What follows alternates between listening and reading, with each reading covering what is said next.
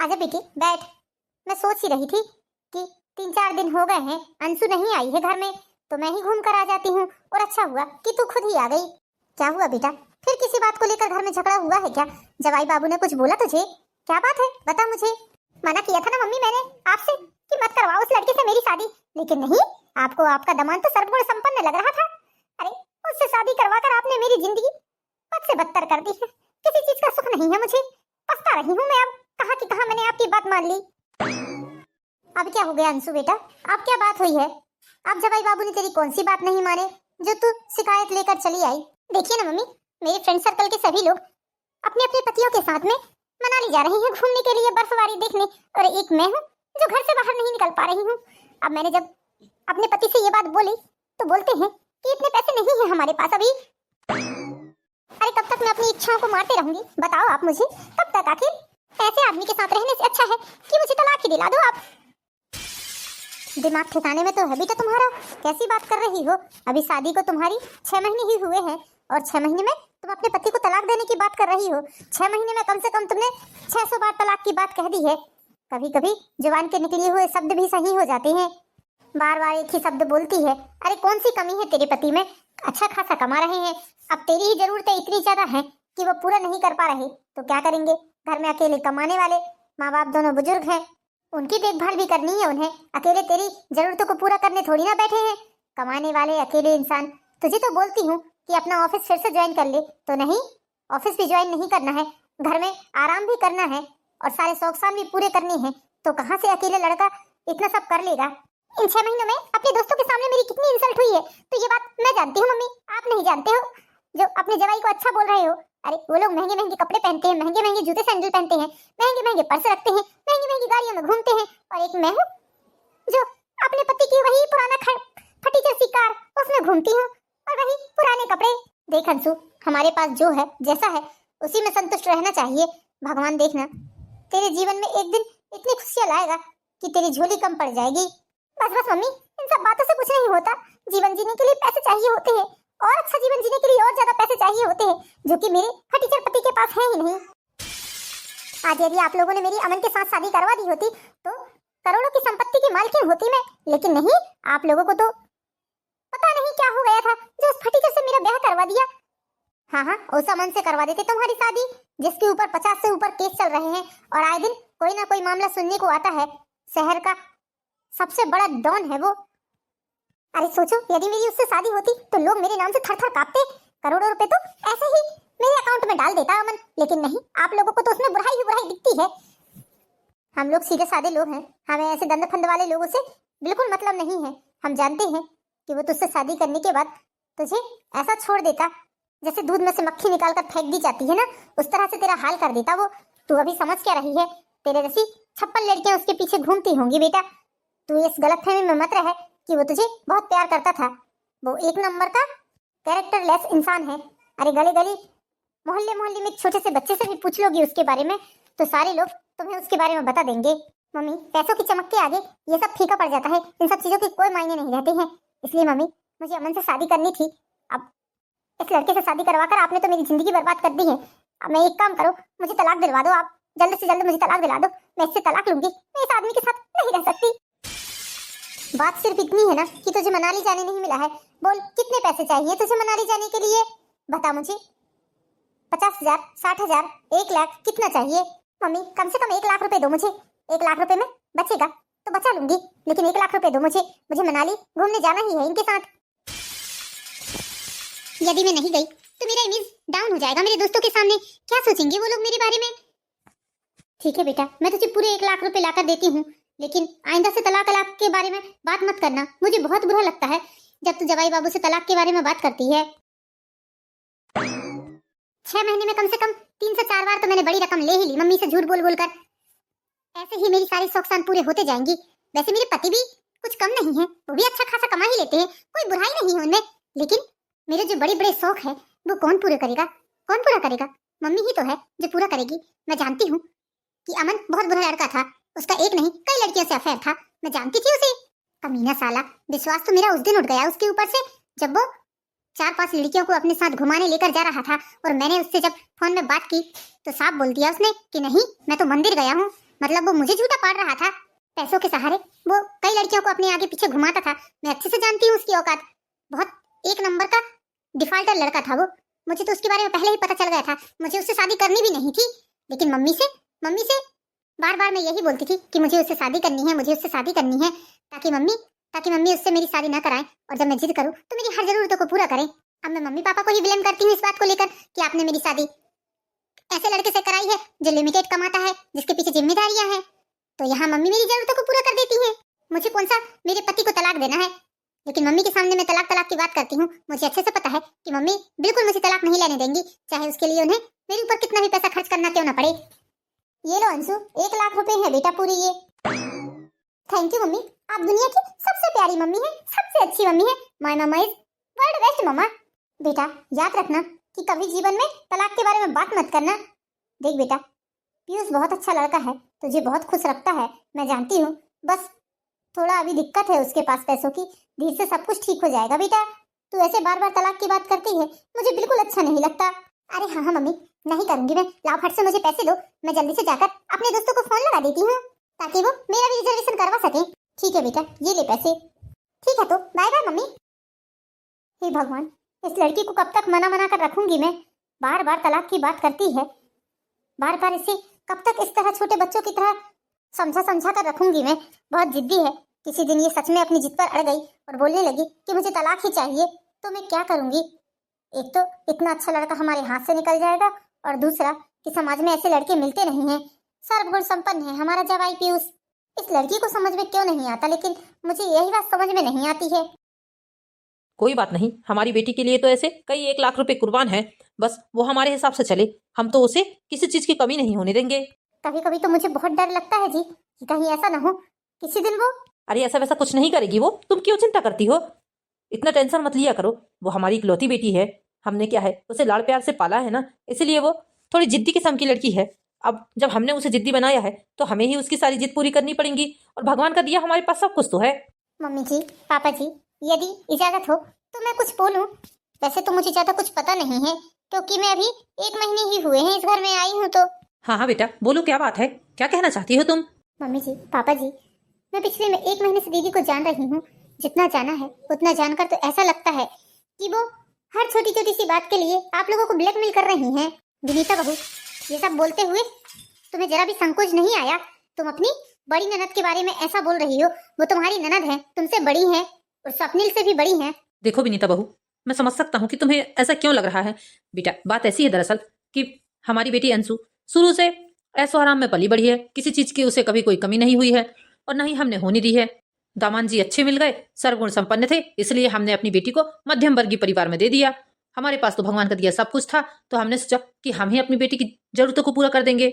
अब बस बात यही है कि उसकी जरूरतें पूरी नहीं हो पाती हैं, जिस चीज की इच्छा उसे होती है वो पूरी नहीं हो पाती है, तो वो आकर हम लोगों से उसके बारे में गलत बात करने लगती है। हम सोचते हैं कि जहां तक बच्ची समझ रही है तो समझ जाए, किसी तरह रिश्ता चलते रहे।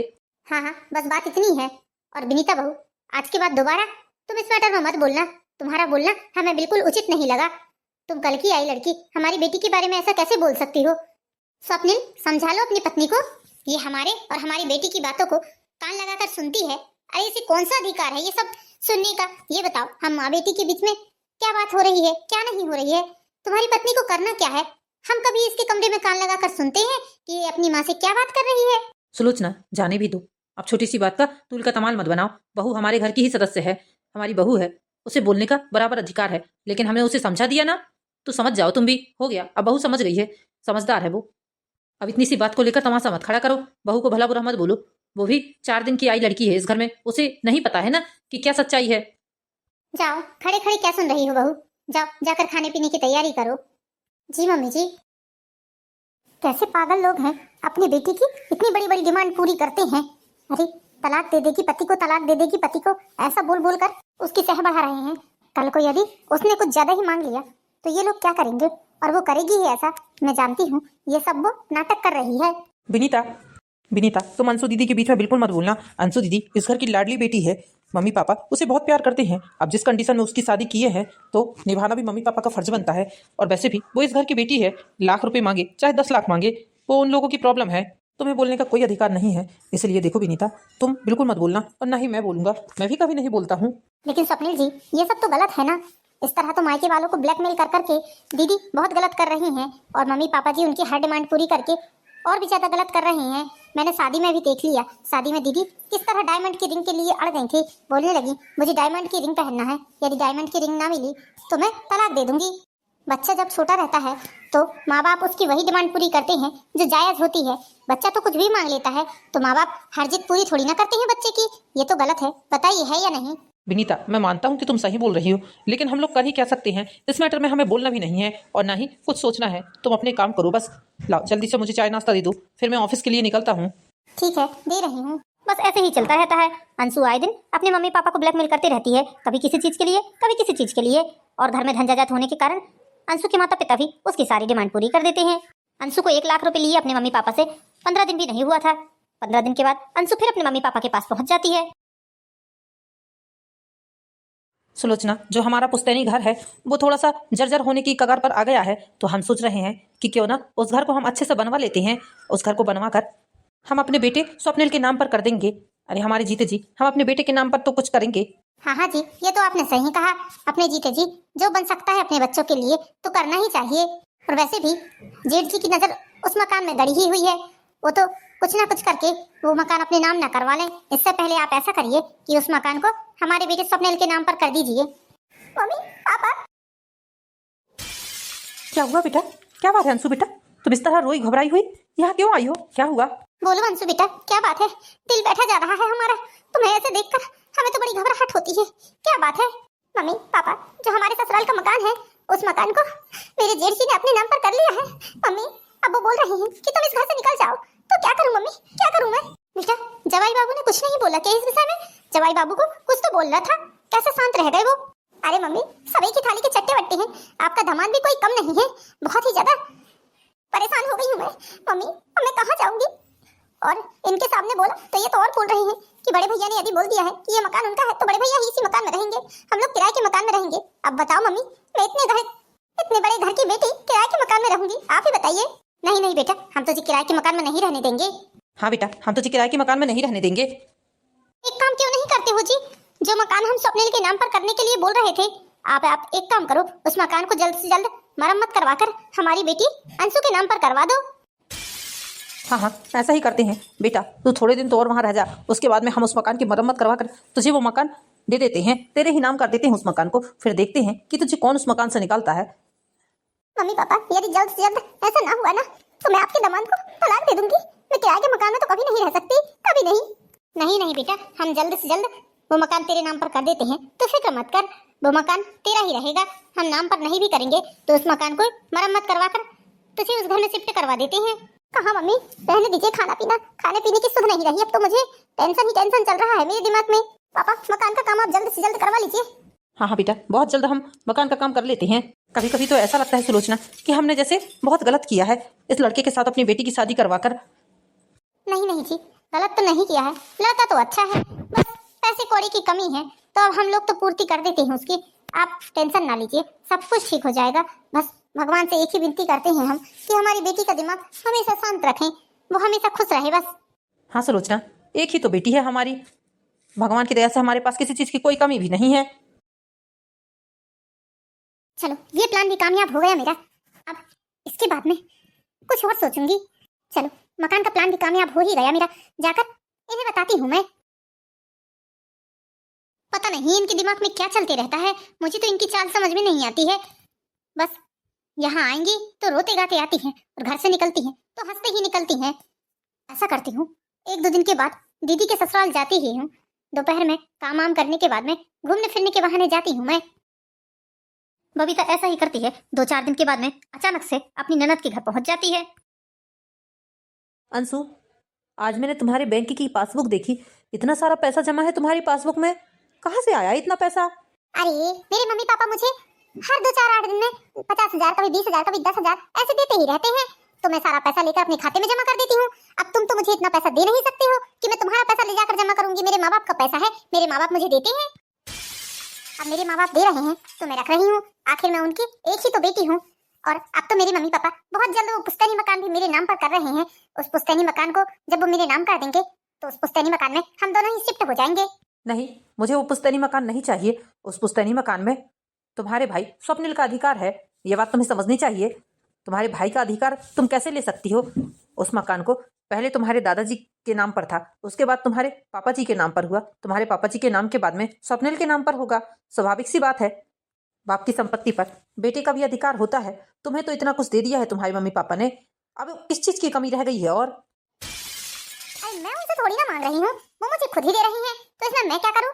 और वैसे भी बहुत संपत्ति है मेरे मम्मी पापा के पास में, तो क्या हुआ यदि थोड़ी बहुत मुझे दे ही दिए तो? जब मकान मेरे नाम कर देंगे तो उसके बाद बोल रहे हैं कि थार गाड़ी भी लेवा देंगे, सब कुछ हो जाएगा फिर मेरे पास। मेरा अपना खुद का मकान हो जाएगा, अपनी खुद की गाड़ी हो जाएगी, बैंक बैलेंस हो जाएगा, सोना हो जाएगा, सब कुछ तो हो गया मेरे पास अब धीरे धीरे। बस तुम ले क्यों रही हो और वो इतना सब कुछ दे क्यों रहे हैं? मुझे तो यही बात समझ में नहीं आती है। हमारी भी तो बहन है, हमने तो कभी इतना नहीं दिया अपनी बहन को। हाँ, देने लायक जरूर देते हैं, और तुम्हें लेने में खुद ही संकोच लगना चाहिए। तुम्हारे मम्मी पापा ने ऑलरेडी दहेज में इतना सब कुछ दे दिया है, उसके बाद भी तुम इतना कुछ लेते जा रही हो। शोभा नहीं देता है। अब उनके बेटे के नाम पर रहने दो कुछ। अरे तो मैं कौन सा जबरदस्ती उनसे मांग रही हूँ या लड़ रही हूँ, झगड़ रही हूँ जाकर, या उनके नाम पर कोर्ट केस कर रही हूँ जो तुम मुझे दोष दे रहे हो? अब मेरे माँ बाप अपनी संपत्ति में से कुछ हिस्सा मुझे दे रहे हैं, तो इसमें मेरा क्या दोष है भला? तुम्हें नहीं उपयोग करना है तो मत करना, लेकिन मैं तो लूंगी। मेरे माँ बाप की धन संपत्ति में मेरा भी अधिकार है। और वैसे भी पीयूष, भूलो मत, जो कुछ मेरा है वो तुम्हारा भी है, तुम भी उपयोग करोगे। अरे किसका क्या भरोसा है? आज मेरे मम्मी पापा है तो मुझे दे देंगे, कल को मेरे मम्मी पापा जब नहीं रहेंगे, मेरे भाई भाभी की नीयत खराब हो गई, उन लोगों ने किसी चीज को देने से मना कर दिया, तो मैं क्या करूंगी भला? इसलिए वो दे रहे हैं तो मैं रखते जाती हूँ। अरे आगे किसी का कोई भरोसा नहीं है, किसका जीवन कितने दिन का है कोई नहीं जानता, इसलिए मैं अपने मम्मी पापा के जीते जी सब कुछ बना लेती हूँ। और हाँ, एक बात और कान खोल कर सुन लो, जैसे ही मेरे नाम पर मकान होगा, मेरे पापा बोल रहे हैं कि उस मकान को बनवा देते हैं, उसके बाद वो हमें दे देंगे। तुम्हें अगले ही दिन चलना पड़ेगा उस मकान में, हम लोग वहीं जाकर शिफ्ट होंगे। देखो अंशु, तुम्हें तो पता है भैया भाभी मम्मी पापा से उतना मतलब रखते नहीं हैं, इसलिए मैं अपने मम्मी पापा को छोड़ूंगा नहीं। मैं तो अपने मम्मी पापा की सेवा करूंगा। तुम्हें जाना है उस मकान में तो तुम जा सकती हो। ओफो, तुम्हारी आखिर प्रॉब्लम क्या है? तुम्हारे लिए कितना भी कुछ करो, जब देखो तब तुम्हारा कुछ ना कुछ नाटक ही चलते रहता है। अरे दूसरे लड़के होते ना, दूसरे दामाद होते तुम्हारी जगह पर, तो खुशी से नाच उठते, कहते कि इतना सब कुछ बना रही है मेरी पत्नी, और तुम हो कि तुम्हारा तो। मुझे किसी की संपत्ति पर कोई इंटरेस्ट नहीं है। भगवान का दिया मेरे पास जो भी है बहुत है, मैं उसी में संतुष्ट हूँ। मुझे नहीं चाहिए किसी का कुछ। मतलब नहीं चाहिए तो मांगना, जब तुम्हारी ऊपर परेशानी आएगी ना तो एक फूटी कौड़ी भी मांगना मुझसे, फिर बताती हूँ तुम्हें। ठहर जाओ, वो संपत्ति मेरी है तो मेरी ही रहेगी, पैसे मेरे हैं तो मेरे ही रहेंगे, घर मेरा है तो मेरा ही रहेगा। तुम कमाओ और उपयोग करो। हाँ हाँ, नहीं मांगूंगा तुमसे। जीजा जी नमस्ते। अरे भाभी, आप यहाँ कब आई? जीजा जी, मैं बहुत देर से यहाँ आकर खड़ी खड़ी सारी बातें सुन रही हूँ। सामने देखा तो कोई नहीं था, आपके मम्मी पापा भी लेटे हुए हैं, तो मैंने सोचा कि आपके कमरे में चलती हूँ। जब कमरे में आकर देखा तो अंदर आने से पहले ही प्रॉपर्टी को लेकर आप लोगों की बात चल रही थी, तो मैंने सोचा कि खड़े खड़े सुन ही लेती हूँ। तो भाभी जी, इसका मतलब आपको कुछ भी बताने की जरूरत नहीं है, आपने अंशु और मेरी सारी बातें सुन ली हैं। हाँ जीजा जी, सुन भी ली है, और आज मैंने सारी सच्चाई भी जान ली है कि सच्चाई क्या है। जीजा जी, वैसे भाभी, आप एक बात ये बताइए कि मम्मी जी पापा जी अंशु को इतना सब कुछ क्यों दे रहे हैं? अरे ऐसे में तो उसकी आदत बिगड़ जाएगी, कल को मुझसे वो इतनी बड़ी बड़ी चीजें मांगेगी तो मैं कहाँ से दूंगा उसे, ये बताइए। जीजा जी, मम्मी पापा जी दीदी को खुद से नहीं दे रहे हैं। आपको पता नहीं है कि कितनी बड़ी षड्यंत्रकारी हैं, कितना षड्यंत्र कर रही हैं। यहाँ से रोते हुए जाती हैं, कभी मनाली जाने की जिद करती हैं, कभी बोलती हैं कि आप उन्हें पैसे नहीं दे रहे हो, कभी बोलती हैं कि उन्हें गोल्ड की रिंग का शौक है, कभी डायमंड की रिंग मांगती हैं। हर समय बस यहाँ से जाती हैं तो कुछ ना कुछ मांगती ही हैं। कभी बोलती हैं कि उनके सास ससुर परेशान कर रहे हैं, कहीं बोलती हैं कि जेठ जेठानी परेशान कर रहे हैं। अभी 4 दिन पहले की ही बात है, रोते हुए घर गई और बोलने लगी कि आपके भैया भाभी ने इस मकान को अपने नाम कर लिया है और वो आप लोगों को घर से बाहर निकाल रहे हैं। क्या बात कर रही हैं भाभी? मेरे तो कान यकीन नहीं कर पा रहे हैं ये सब सुनकर। जीजा जी, मैं बिल्कुल सच बोल रही हूँ। ऐसा ही बोला है दीदी ने कि आपके भैया भाभी ने इस मकान को अपने नाम कर लिया है और वो आप लोगों को इस घर से निकाल रहे हैं। क्या ये सच है जीजा जी? आपने सब कुछ सुन लिया है ना भाभी, ये सब कुछ बिल्कुल सच नहीं है। मेरे भैया भाभी तो मतलब ही नहीं रखते हैं, तो उनसे क्या ही उम्मीद करें अब। और जीजा जी, क्या दीदी आपको प्यार नहीं करती हैं? बताइए मुझे, क्या आपकी बात नहीं मानती हैं? क्या किसी चीज में आपको ऐसा लगता है कि जबरदस्ती शादी हुई है उनकी आपसे। नहीं भाभी, ये बिल्कुल सच नहीं है। वो मुझे बहुत प्यार करती है, मेरी पसंद नापसंद का ख्याल रखती है, मेरी परवाह करती है, हर चीज का ख्याल रखती है। ऐसा तो मुझे आज तक नहीं लगा कि वो मुझे प्यार नहीं करती। तो फिर जीजा जी हर बात पे ऐसा क्यों बोलती है कि वो आपको तलाक दे देगी, आपको तलाक दे देगी?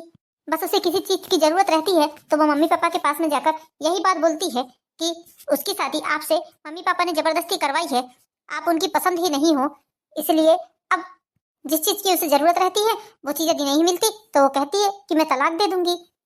मम्मी पापा जी इसी चक्कर में दीदी की सारी जरूरतें पूरी कर देती हैं।